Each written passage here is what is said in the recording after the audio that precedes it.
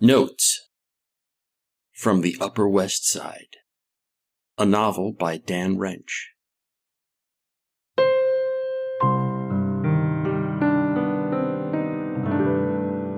Chapter 120, Meet Sergeant Buttkick.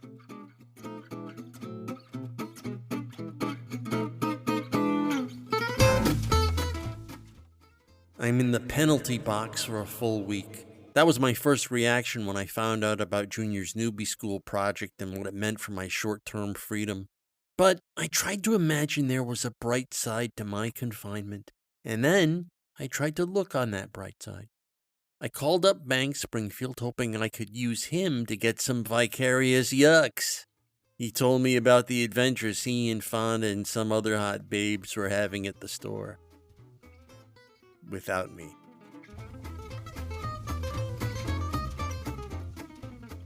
I mentioned he should tell Bobby I'd give him the remaining $40 of hat money as soon as I could get down there. He knows. Bang said. He knows. He knows you're good for it. I wondered how the fuck Bang knew that. It seriously yanked my plank that Whispers told Bang and who knows who else his side of the Paul owes money affair. And I was still of two minds about kicking in the remaining $40 because that would mean I really did work those extra days for free. Remember? Picking up Big Butt Belinda on day 2 and showing Skiz how to roll cable? It also groped my stones that Whisper's little tactic, calling me the producer, had worked. So he'd figured out his shop was the last venue, maybe the last venue, for me and some babe to get our fuck on. Holding that over my head was just a lucky guess. But now he and Parp were getting their cash in full. The guzzle chums.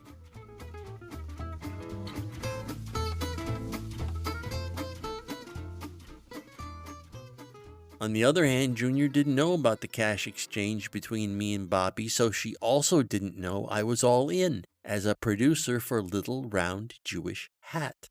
I was good with that.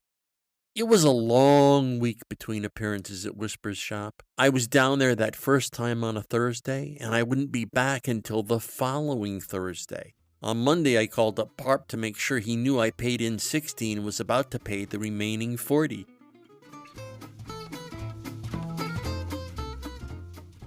And hey, I laughed.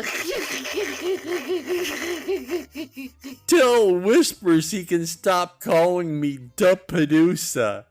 Oh, yeah, I heard about that. Well, he can stop it now. Long pause. Like he knew I was driving at something but didn't want to give me the satisfaction of not having to spell it all out. So could you tell him, please? I snapped. Wow. I surprised even myself. I was really steamed. Because it's really cute the way he went out of his way to humiliate me in front of other people. So now I think maybe the least you can do is go out of your way to let him know he can shut the fuck up. Okay, Jesus Christ. We got off the phone, and it wasn't friendly, my friends. It was one of those moments when I remind myself of my dad. And I'm actually shocked I have that in me somewhere.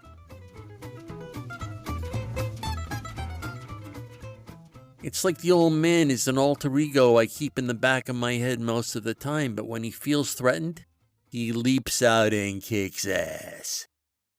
After I got off the phone, I pushed my glasses up on my nose. It was a defiant gesture. That's right, assholes. Meet Sergeant Buttkick. On Wednesday night, the night before my next trip to the tobacco shop, I casually told Junior about the goings-on at Whispers on 6th.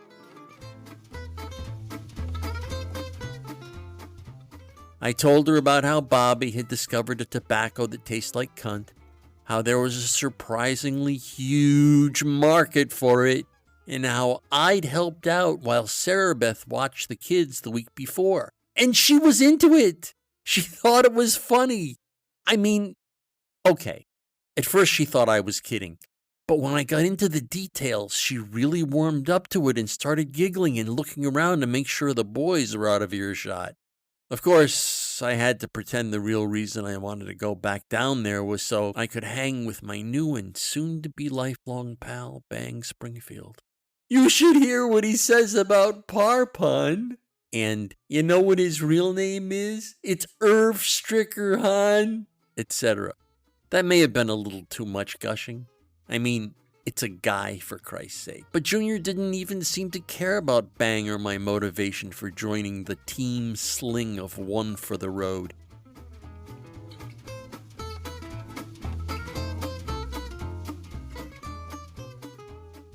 She thought the novelty of the tobacco that tastes like cunt was all by itself interesting, and I guess the word is novel enough for me to want to be involved.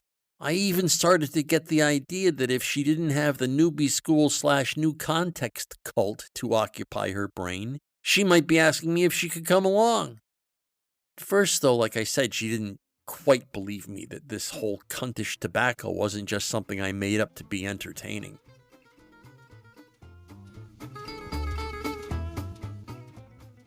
So I dialed up Monty McDade's website and showed her the photo of Monty with the big pipe in her mouth and the caption describing the genuine taste of snatch that comes from One for the Road tobacco. Order now. 2-day delivery. I set them up with this assembly line idea and it's really helping productivity. That part was true, at least a little bit. When I called up Bang to tell him I was coming in with the $40 I owed on hat, he told me he'd taken the factory idea and run with it. Now they were shipping like a machine. And the best part about Interlude Week? The old mirror trim package came out. Remember the Majelko job? The morning I spent holding the gadget in my nose while cameras clicked? I feel like an idiot looking back on it, but when Rick Cutter, my agent, called me up and told me the package was coming out, I was all aflutter. Fuck! Male model chic. Let me tell you, when your face goes mass, it doesn't matter whether you're a soldier in a History Channel commercial or the dad on a package of frozen macaroni and cheese. There's something about being seen by a million strangers that makes chicks want to grab your cock. And not just fat chicks.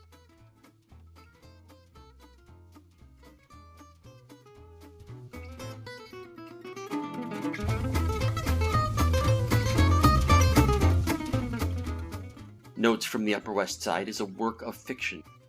The people depicted in this work do not exist. Notes from the Upper West Side, copyright 2023, by Dan Wrench.